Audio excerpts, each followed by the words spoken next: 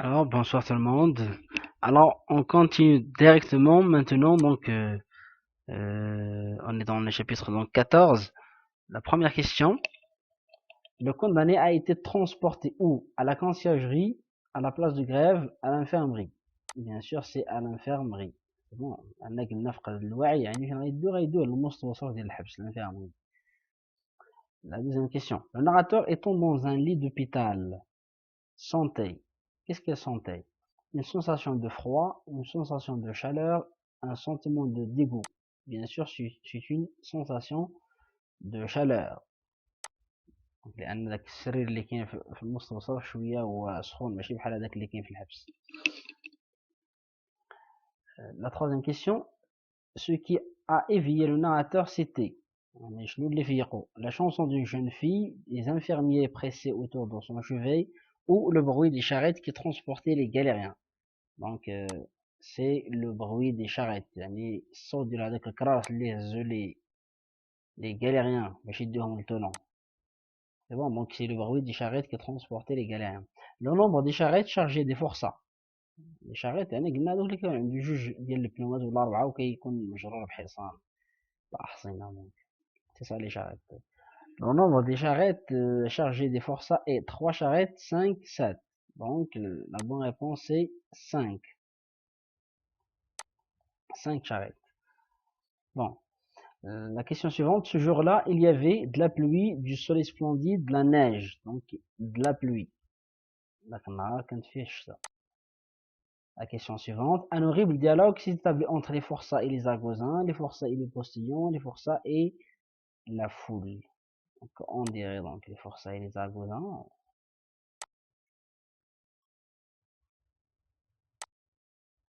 La question suivante, dans la 6e charrette, il y a donc le directeur, l'inspecteur, les argosins, des enclumes et des marteaux, des chaudières, des gamelles et des chaînes.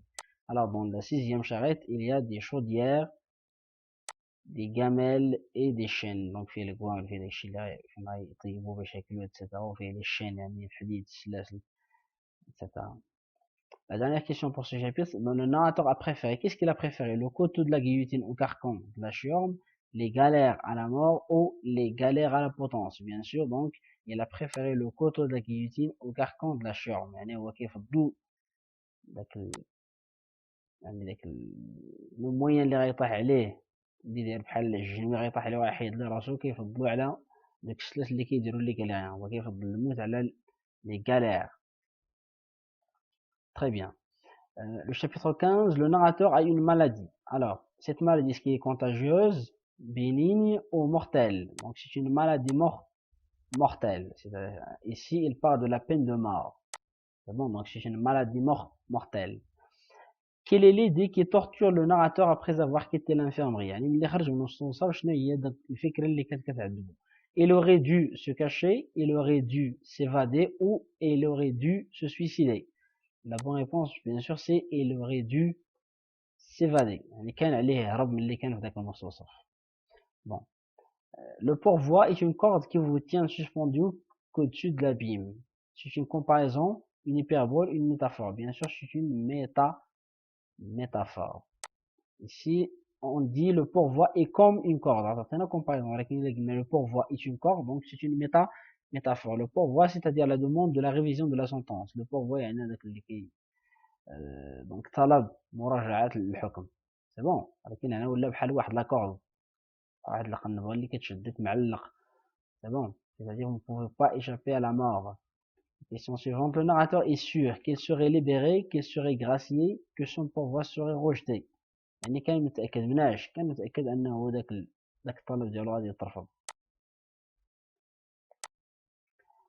La question suivante, les 3 pas qu'il va faire sont يعني شنو هما دوك 3 المراحل اللي غيدوز منهم؟ B4 la conciergerie l'hôtel de ville, B4 l'hôtel de ville et la place de grève ou là B4 le tribunal et l'hôtel de ville. Bien sûr c'est B4 la conciergerie et l'hôtel de ville. غيدوز من B4 من بعد غيديوها la conciergerie ومن بعد آخر مرحلة في l'hôtel de ville تما كان غيطبقوا عليه الحكم ديال الإعدام. Le chapitre 16, lorsque le narrateur était à l'infirmerie, il a entendu une jeune fille, un oiseau, une infirmière. اللي كان في المستوصف سمع une jeune fille. Bon. La chanson était en langage soutenu argotique courant. argotique يعني ديك الطريقة باش غنات ديك الكلمات اللي استعملها ديك اللغة اللي استعملت كانت argotique يعني ديك الكلمات اللي خاصة بالمعجم ديال السجناء. La question suivante. La chanson parlait d'un assassin condamné à mort, d'un assassin condamné aux galères ou d'un voleur qui était libéré. C'est pas vraiment intéressant, c'est un assassin condamné à mort. Et puis la jeune fille avait 15 ans, 14 ans, 15 ans ou 16 ans. Donc elle avait 15 ans, pardon. Le chapitre 17. Le narrateur imagine le sommeil, le retour à son enfance ou l'évasion. Alors bien sûr ici, il a imaginé l'évasion. Qu'est-ce qui a empêché de réaliser son rêve? Un gendarme, la rivière ou le mur épais? Bien sûr, un gendarme. Alors, la personne qui a visité le condamné est bien sûr le guichetier. Donc, la question suivante, le visiteur a traité le narrateur avec respect, raillerie, inattention. Donc, bien sûr, avec respect. Quel est le sentiment du narrateur? Le bonheur, la peur ou la tristesse? Bien sûr, c'est la peur. Bon, le chapitre 19. Quelle est la deuxième personne qui a visité le narrateur? Le directeur, le guichetier, le prêtre. Bien sûr, la deuxième personne, c'est le directeur de la prison.